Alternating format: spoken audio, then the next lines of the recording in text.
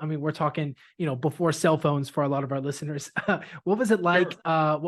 What might you typically find yourself getting into or exploring? And what type of wildlife would you likely see during that time? So when my parents bought a lot there on the water and they started building, there wasn't a lot of development in and around the bay. There was a few neighborhoods, but it was basically all woods as far as you could see in different directions. We lived on Dairy Cove and kind of looking out from there over to uh, uh, I guess it was over by the Cavalier in that area.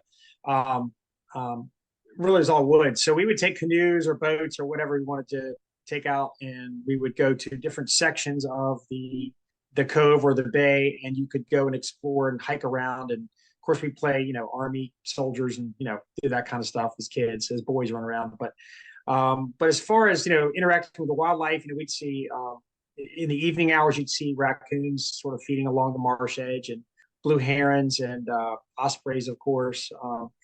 Lots of fish. We do a lot of fishing back there, a lot of crabbing. So when I was a kid, we used to crab a lot. And back then, there's a lot of crabs you could catch. Off my dock, I could go and collect, a dozen crabs for dinner if I wanted to, in a very short period of time. So that was really cool. And I'm talking good sized jimmies, really large crabs, crabs. So That is so amazing of a picture to paint, because despite that not being so very, it's not long ago when you were there and growing up, but just the amount of changes and how quickly they've happened throughout the Virginia Beach area.